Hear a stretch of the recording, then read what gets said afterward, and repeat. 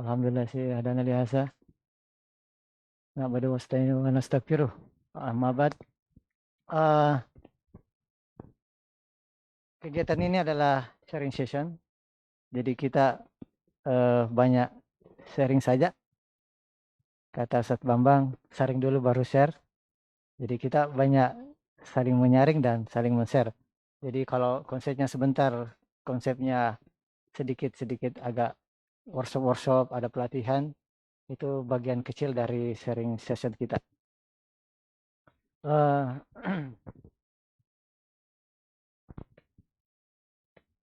ini saya selalu bilang saya berbagi dulu.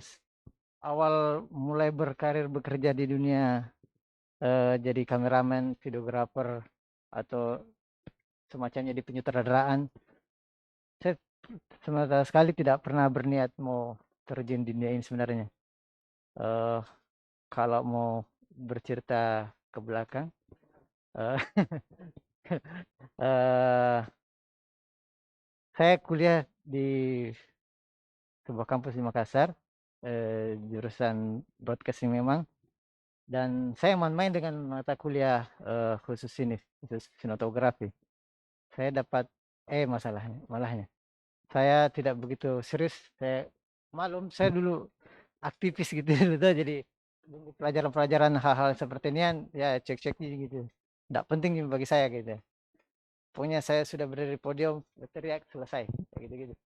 Itu doktrin-doktrinnya itu. Eh Suatu ketika saya dapat error, tapi saya pernah buat produksi film sebelumnya. Jadi saya menyetorkan itu dan hasilnya agak lebih bagus daripada harus menilai ujian di depan meja. Jadi sama sekali kalau istilah-istilah yang saya bagi tadi itu, till ups, pen, live, rag dan sebagainya, saya sama sekali tidak begitu mengenal. Jadi setelah asli memang main, jadi banyak saya mengenal dunia ini adalah di luar kampus sebenarnya. Saya mengikuti workshop di beberapa tempat, baik di Makassar atau di Jakarta. Jakarta, Jakarta, agak-agak bule gitu. Jakarta. Ya dari situlah semua saya menemui banyak hal di dunia broadcasting. Eh, Pernah juga kerja di sebuah televisi lokal di Makassar, eh, menjadi tim kreatif. Eh, jadi lebih banyak memang betul-betul dunia ini, dunia broadcasting ini, dunia film adalah memang harus memang terjun langsung. Belajar aja menjadi tidak tahu apa-apa, belajarlah menjadi bodoh. Akhirnya kita akan lebih banyak tahu. Asal jangan seperti di samping kanan saya, sejarah masuk, atau nilainya bagus. Mungkin karena berteman masalah. Waktu itu. Karena beliau sibuk waktu itu di dunia penulisan. Eh, Kenapa saya bilang semua orang bisa jadi kameramen, semua orang, bahkan anak kecil pun eh, sudah pintar. Dia pasang kamera handphone, jaget-jaget, gitu kan, gitu-gitu. Begitu hampir semua itu. Ya, ibu-ibu berjualan, jadi ilmu strategi marketingnya berjualan, dia pegang handphone apa semua, semua saja punya handphone. Bahkan sekarang orang-orang jurnalistik itu banyak-banyak terbantu adanya orang masyarakat tempat sudah memegang handphone langsung dikirim selesai dari pos. Jadi pemberita-pemberita itu sebenarnya sudah jengah kita harus menontonnya, nonton berita. Lebih bagus memang jangan nonton berita.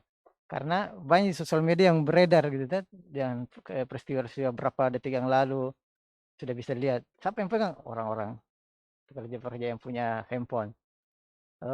Sekarang orang mau beli handphone, eh, tawaran besarnya adalah sejauh berapa besar megapiksel dia makan, dia pakai gitu. Eh, Bukan lagi handphone-handphone yang begitu kecil, apa eh, kadar noise-nya agak kayak besar. Karena orang mau lebih lebih halus gitu, lebih cantik. Saya baru-baru mengganti handphone saya dengan itu tadi tawaran karena eh, mudahnya lagi tidak terlalu banyak seknya seperti ala-ala halus megangnya, ala seperti ada stabilizernya, seperti ada tidak terlalu sek lah kalau kita mengejar momen misalnya gitu. Jadi itu tawaran-tawaran besar kenapa harus kita menjadi kameramen dan orang sebelumnya jadi orang fotografer.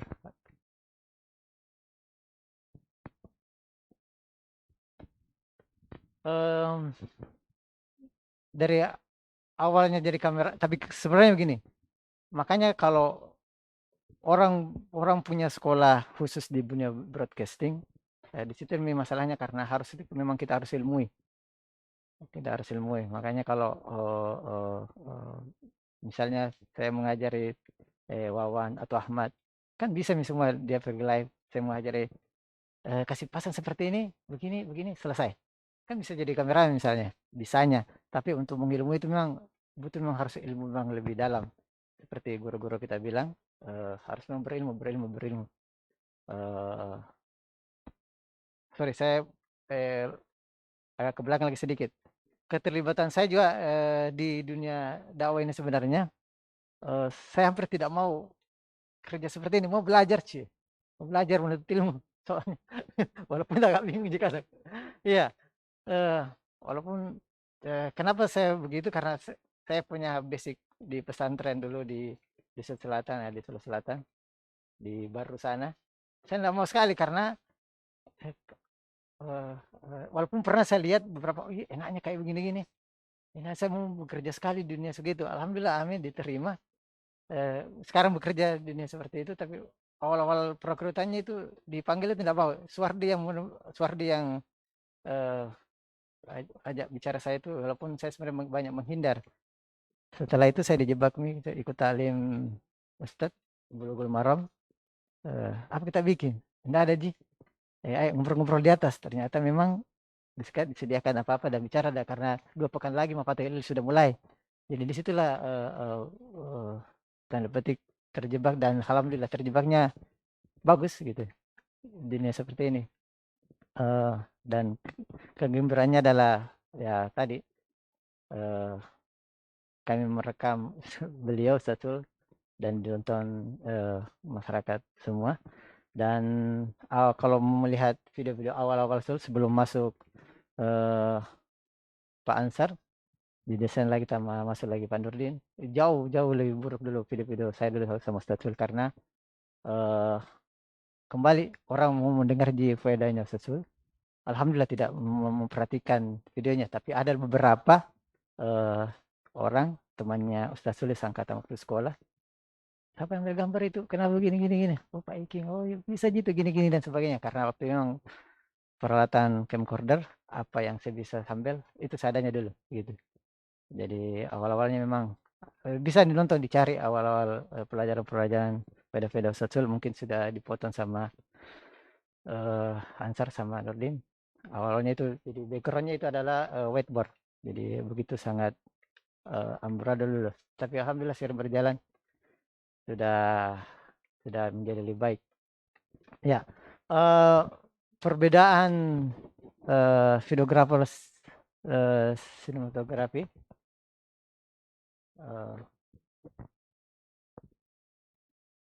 sama halnya dengan pekerjaannya tidak begitu ribet, cukup di brief kru bisa jadi. Kalau contohnya misalnya kalau pekerjaan-pekerjaan ini sifatnya kayak dokumentasi event misalnya, uh, uh,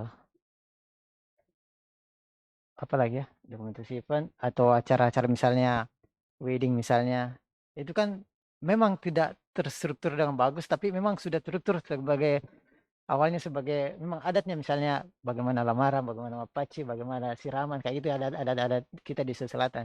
Jadi kita mengikuti konsepnya yang sudah ada. Jadi kerja-kerja video itu seperti gitu. Tapi tetap ada alur karena kita menyusun bagaimana lamarannya, bagaimana kita harus saya basic wedding aja dulu. Pas satu yang Pak Buntingan, orang biasa bilang Pak Bub, mana syuting apa? Bub, pergi Pak mana? Pak Buntingan, kayak gitu. Jadi di seserahannya itu jadi dokumentasikan karena calon penonton kita harus memperhatikan itu, harus melihat karena keluarganya kalau ada apa-apa, ih kenapa tidak disuting anunya, di mana anunya, kami pas syuting ah, gitu kan biasanya dicari itu, kenapa dia disut uangnya, kan selalu begitu-gitu keluarga-keluarga keluarga-keluarga calon penontonnya kita gitu. Jadi dokumentasinya harus lengkap, harus jelas, walaupun mungkin maaf backgroundnya itu full sangat musik itu sangat kacau jadi memang tidak kelihatan jadi memang kebutuhannya adalah bagaimana ada kelihatan gambarnya kalau audionya semraut terserah maaf kalau dasar kalau itu sudah dokumentasi walaupun sekarang sudah beda lagi konsepnya malah ada mana ada cinematic wedding misalnya gitu kan itu eh kerjaan-kerjaan eh, orang-orang dokumenter juga itu kan menangkap momen eh, eh, bedanya sinematografi orang-orang kerja fiksi nanti saya jelaskan lagi sangat banyak. Iya kalau dokumenter memang harus real tidak boleh berbohong karena eh, kalau berbohong di cerita-cerita dokumenter itu dianggap palsu gitu. Tidak jelas anunya walaupun ada namanya observasi riset ke dalamnya ada namanya riset visual makanya pintar-pintar sebagai orang videografer menangkap momen misalnya bagaimana dia bangun pagi dulu saya dokumentasikan ada maestro besar di Makassar bagaimana mengajari bagaimana ininya bagaimana dia eh, mengajari anaknya mengaji bagaimana aktivitas lainnya mengikuti terus dalam keseharian tapi risetnya memang kadang biasa syutingnya 2 pekan tapi risetnya 6 bulan jadi penting sekali namanya itu riset jadi orang-orang videografi orang videografer kameramen semua paling tidak bisa juga kuat menulis bagaimana Pak Reza? Siap. Kok tidak siap sekarang duduk. Jadi itu konsep-konsep videografi eh beda halnya dengan dunia sinematografi eh sangat cakupannya sangat detail memerlukan banyak hal untuk melengkapi semua bahan-bahannya. Kalau di videografi, di sinematografi tidak kita tidak mesti harus menyusun shortlist. Misalnya, oh dia berjalan ke sini, bagaimana tap shotnya? Saya naik lift, bagaimana shotnya? Bagaimana berjalan ke sini, bagaimana tap shotnya? Nanti saya jelaskan lagi itu bagaimana tap shot. Jadi sangat detail di dunia fotografi. Jadi memang hal-hal yang seperti begituan memang didetailkan untuk bagaimana bisa orang nyaman menonton. Kalau para videografer eh, kembali saya bilang menangkap momen. Coba lihat kalau wartawan tengah malam itu memburu begal, ya kan? Going itu cek kameranya ada masalah karena itu penting dan itu menurutnya menarik buat penonton karena dia pegang dia handheld dia kejar ki ini ikut Tommy juga kamu gitu. Iya banyak begitu. Banyak begitu.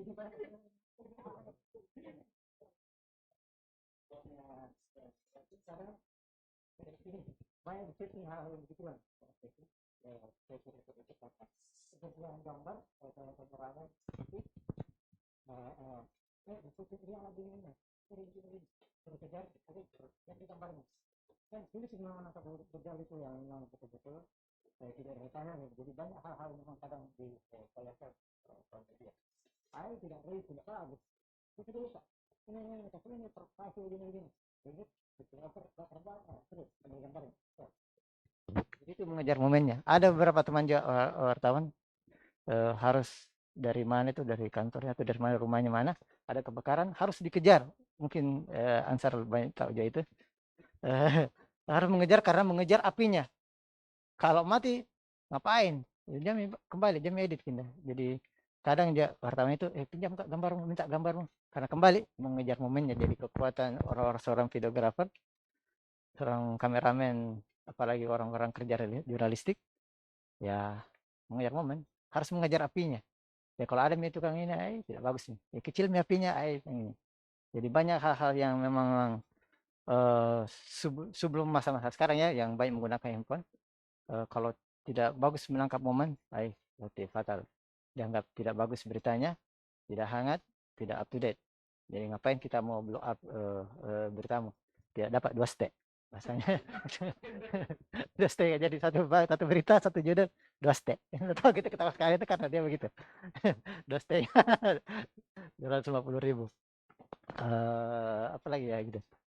Kalau scenografi tidak, dia lebih halus, bagaimana kamera apa yang harus dia pakai. eh dulu saya kan pakai, nanti saya jelaskan lagi juga, pakai Vita. Sekarang sudah canggih, pakai mirrorless. Sekarang ada Red One. Saya pakai apa ini? Kamera apa harus bagus? Bagaimana tentunya? Bagaimana kalorinya?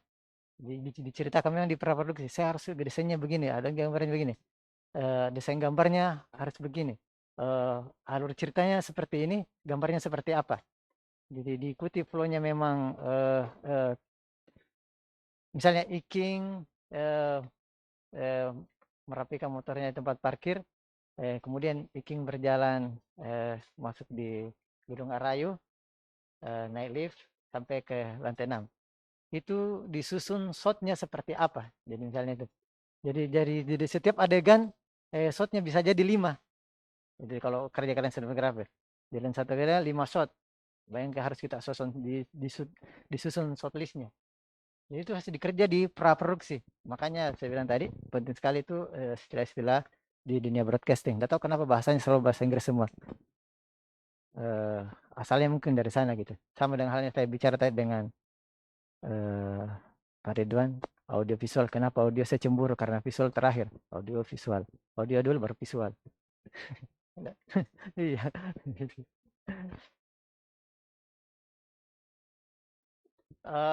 Tadi menangkap momen, dia menciptakan momen. Jadi kreasi-kreasinya banyak makanya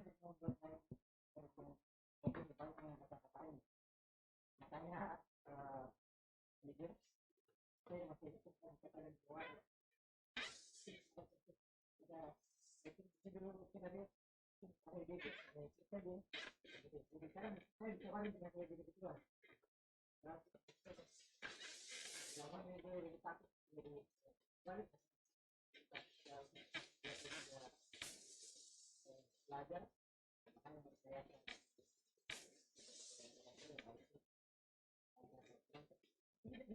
Ini kan membahagiakan orang gitu. Apa jadi soal kita kan bicara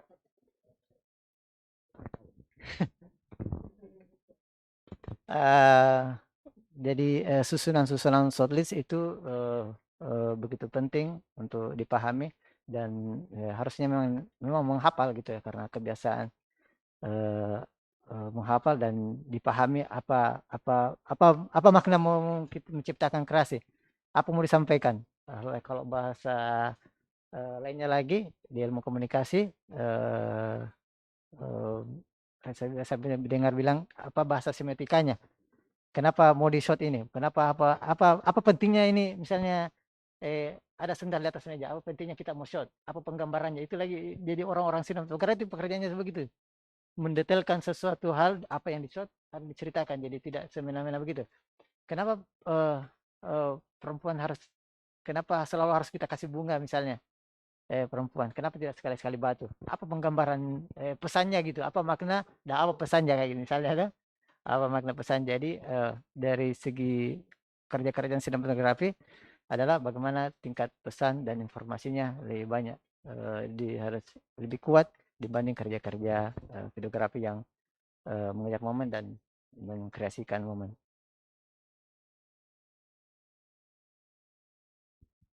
Seperti ini cakupan-cakupan kerjanya. Bahkan bajunya pun dipikirkan. Tapi mungkin karena kerjaan saya dulu, jadi sampai sekarang itu kalau misalnya contoh sekali tadi, wih Ustadz baju hitam, baru background saya hitam gitu kan, itu kan biasa tenggelam ki gitu. Jadi saya selalu berpikir, saya jujur saya selalu bertanya ke Dada Jabaldi, Ustadz, baju apa hari ini? karena background saya ini sangat kuning sekali temboknya tuh cat gitu. Saya mungkin kalau saya sama Pak Gofur di masjid yang kecil itu, gambarnya warnanya ini. Jadi itu sangat penting sekali. Penting sekali. Jadi hal-hal yang pernah saya kerjakan di dunia fiksi, saya bawa dengan dunia-dunia seperti ini karena enak sekali. Jadi kenapa Hafayu dulu backgroundnya misalnya kadang hijau, pernah biru, dan background polos, karena itu kembali kekuatan gambarnya dia kuatkan. Sebentar nanti kita cerita hal itu lagi.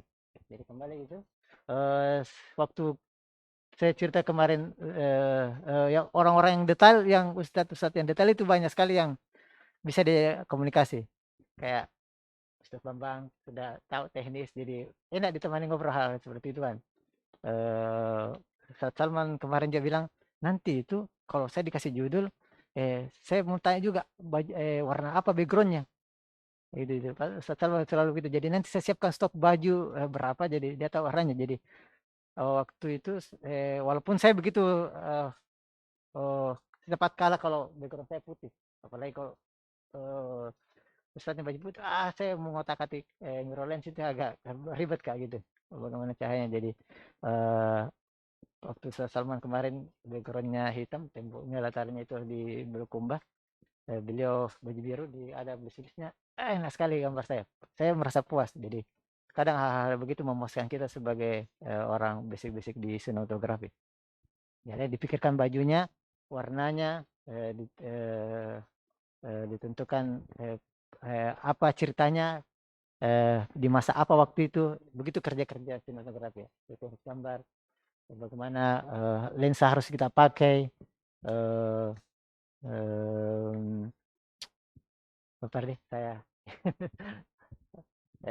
lensanya, lensa apa yang kita harus pakai, komposisi di sini pun saya mulai begitu. Kalau dua kamera tadi ini, di situ 1855 harus sama di samping kirinya juga kayak gitu. Jadi dipikirkan orang-orang basic-basic keilmuannya di dunia sinematografer.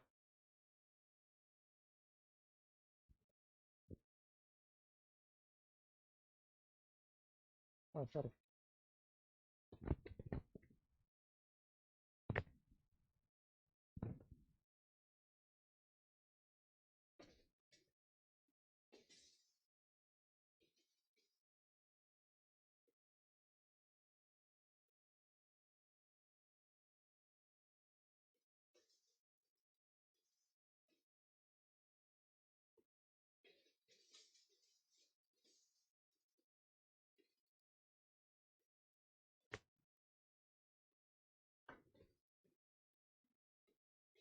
Eh, kalau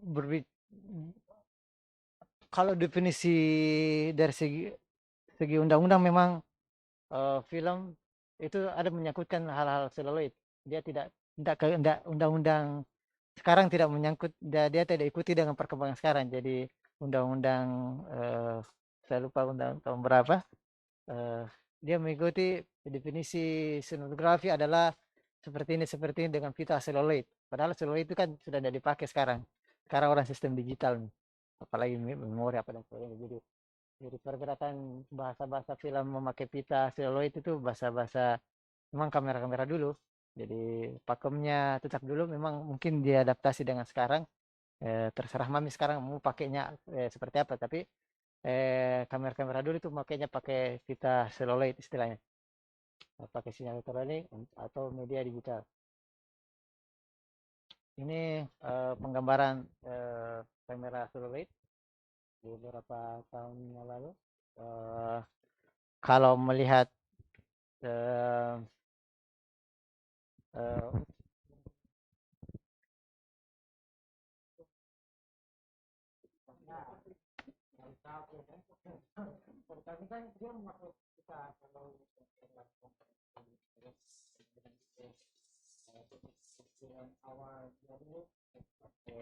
pita seluloid dipakai di terus lanjut di perkembang. Jadi sebenarnya begini, dunia kameramen itu sebenarnya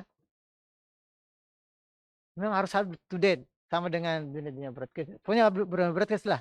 Karena kalau kita agak lambat sedikit lah, kita tidak tahu karena ada selalu perkembangan-perkembangan baru gitu. Karena itu perkembangan kembali karena perkembangan zaman. sistem pendengaran audio pun juga seperti begitu. Ada yang baru, oh ada merek baru, oh ada seperti ini, oh begini suara bunyinya, oh begininya, enggak beda Kia, oh dia dengan begini, ada suaranya begini, gini. Jadi begitu menurut saya orang-orang dunia broadcasting, apalagi perkembangan zaman sekarang, selalu ada hal yang baru. Perkembangan kamera pun juga seperti diikuti. Ini kamera beta.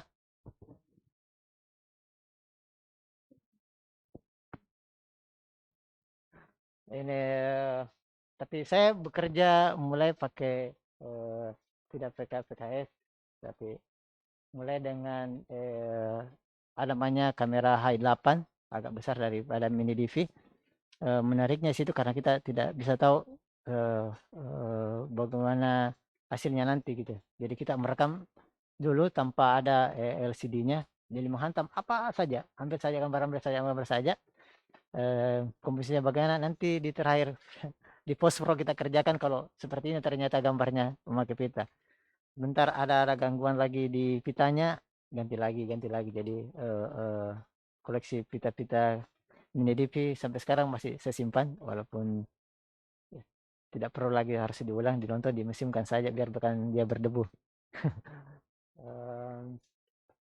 Pakai mini DV pita kecil. Setelah itu lanjut dengan sebelumnya itu sebelum mini DV dulu pakai CD DVD. Di situ awal perkembangannya, baru lanjut ke mini DV. Dan sekarang sekarang orang merekam pakai camcorder, pakai memori. Kembali memori apa lagi kita mau pakai? Ada lagi istilahnya kelas 10, berapa bit, berapa dan sebagainya. Ada lagi aturan-aturan mainnya di sistem memori lagi. Jadi kapan memorinya rendah, lambat membaca gambar, patah-patah, itu karena kesalahan kembali di memorinya. Jadi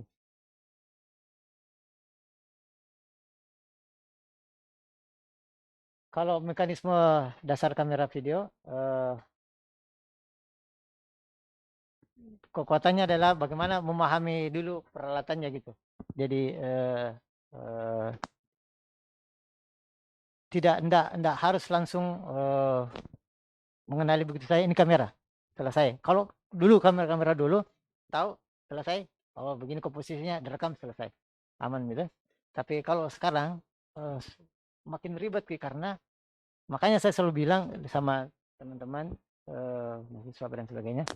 Jadi memang harus menciptakan seperti gagasan ini, harus menciptakan SDM memang utamanya memang. Ngapain kalau peralatannya luar biasa apa dan sebagainya kalau tidak bisa mampu SDM yang tidak biasa. Jadi memang harus luar biasa juga SDM-nya dulu baru dipertemukan dengan alat-alat yang canggih seperti ini mirrorlens. Apalagi perkembangan sekarang jadi karena harus diputar inilah, harus mengatur exposure-nya, harus mengatur shutter speed-nya, bagaimana ISO-nya lagi gitu-gitu. Jadi banyak hal yang untuk dikerjakan kamera. Kalau di acara-acara sunatan biasanya dulu-dulu kalau di kampung-kampung, kamera yang besar.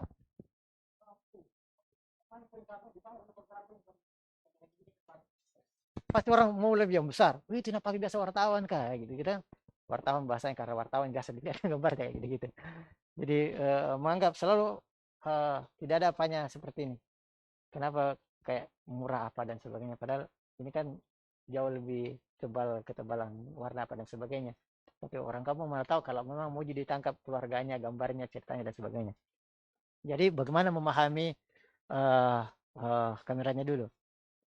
Saya selalu sharing-sharing sama Ansar dulu bedanya 6400, 1600.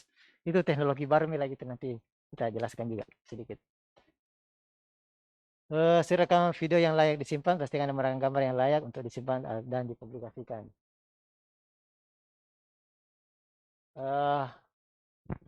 Kita mau coba satu kali latihan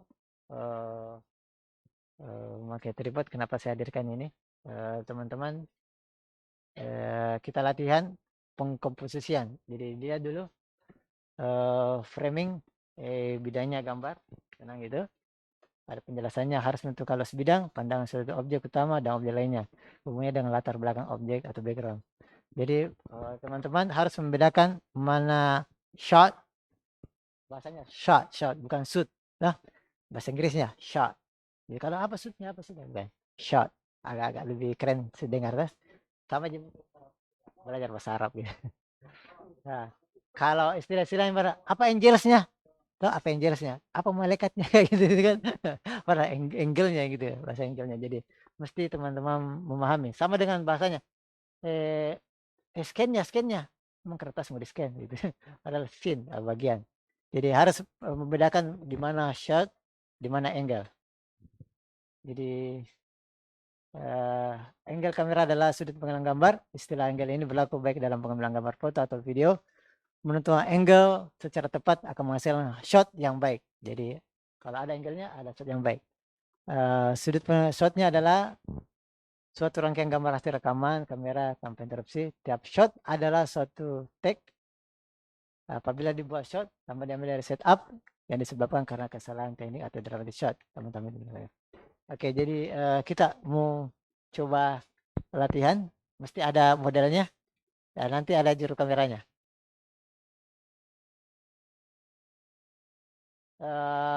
Teknik-teknik pergerakan kamera seperti ini nanti ini ada zoom, ada panning, nanti kita jelaskan ke dalam.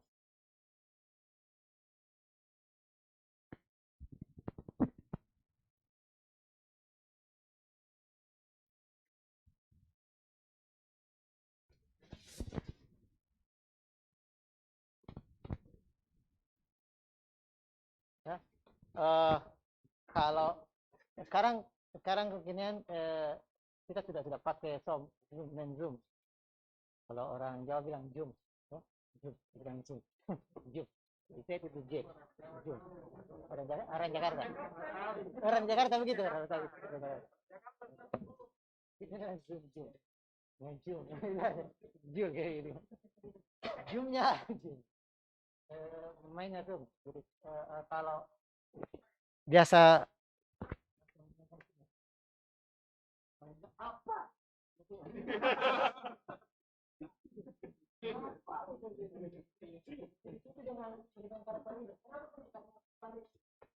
Dramatikanya dia mainkan. Apa?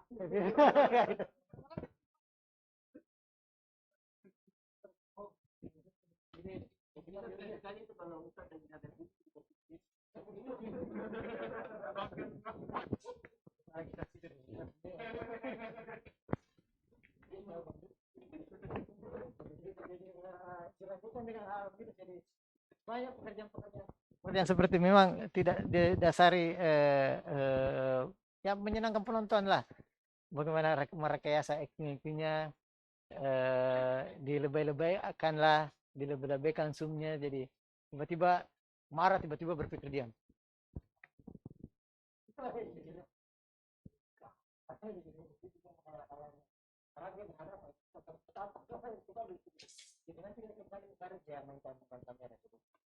Tidak kenapa harus memang di sum-suman ya, kalau orang-orang pekerja sinematografi dunia film itu marah sekali kenapa sum dikata saja objek kayak gitu nanti ada penjelasan lagi jadi ini karakter zoom zoom out zoom in zoom out gitu.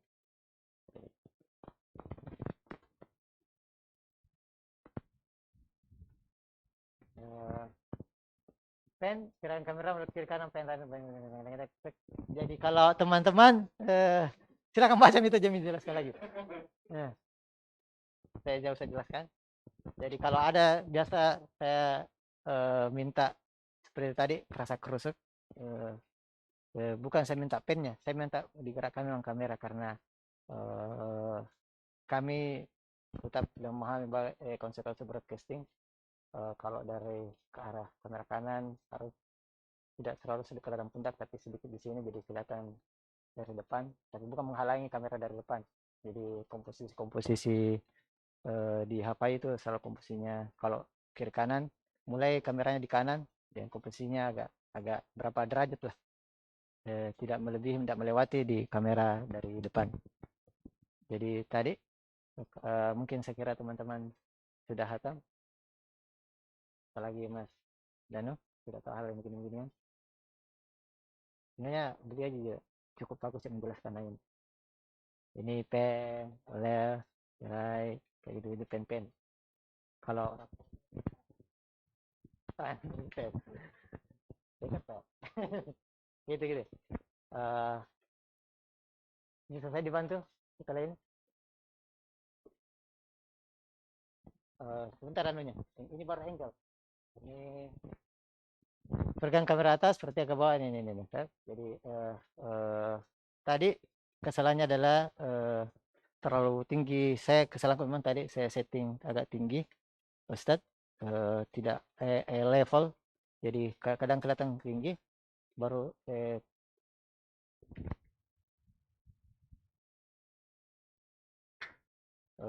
jadi kadang seperti kayak kita menonton Ustadz yang kamera sebelah kanan tadi kayak seperti melonjak begini. Itu salahnya. Padahal harusnya memang level saja tadi. Jadi saya menyesuaikan dari kamera saya di kiri, kamera kanan menyesuaikan dari sama kiri.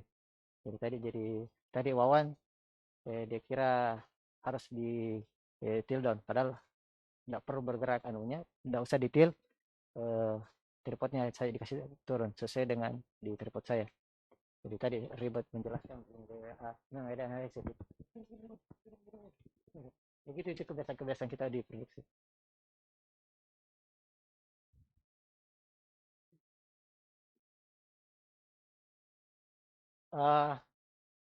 Kemudian sejajar para manfaatnya. Uh,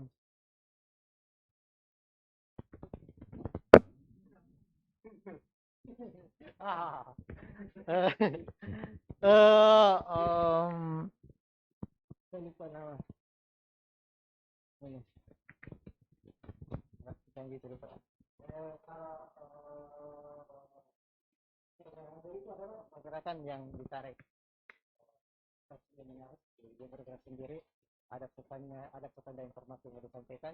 Dan kenapa harus ditarik itu? Jadi kamera yang bedakan zoom, bedakan start out. Kalau dolinya memang kamera yang bergerak mendekati objeknya.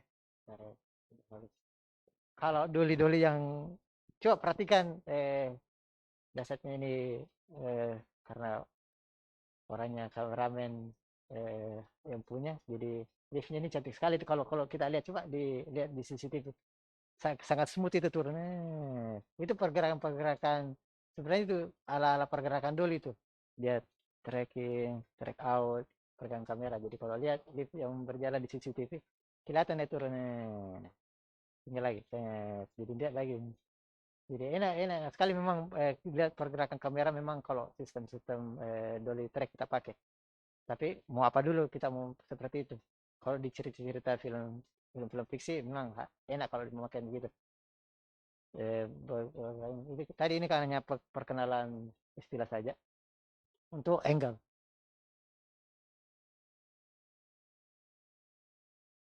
Ya, kita masuki ini,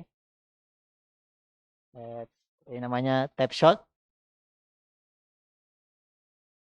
Saya mau praktek dan satu orang satu objek dan dikerjakan sama Rosa. Kerjain dulu saya. Atau siapa yang mau long shot atau gambar jauh gambar sebelah kiri. Bagaimana prakteknya? Bisa. Ayo kita bersama.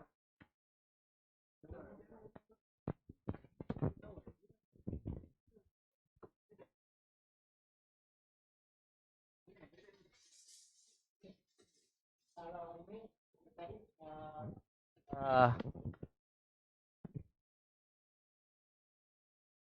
kalau istilah sekarang kalau Ferry ada juga istilahnya extreme long shot. Extreme sangat kecil subjeknya. Yang perlihatkan itu adalah misalnya kalau di sebuah alam besar gitu. Sekarang tren-tren shot-shot sekarang itu extreme long shot itu begitu menarik. Tergantung dari apa artistiknya. Jadi extreme long shot, very long shot itu sangat kecil subjeknya. Yang diperbesarkan adalah suasana alamnya.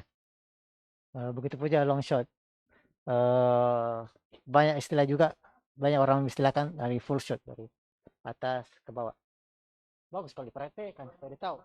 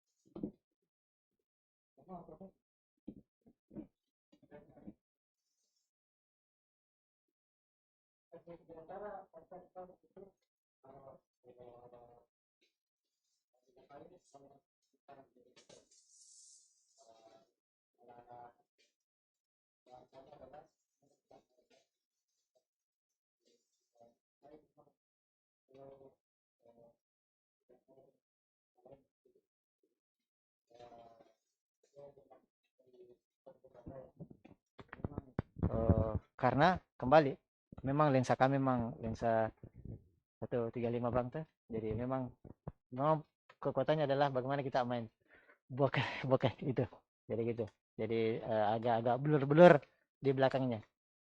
Eh, jadi tidak memainkan artistik segalanya, tidak mau tuh.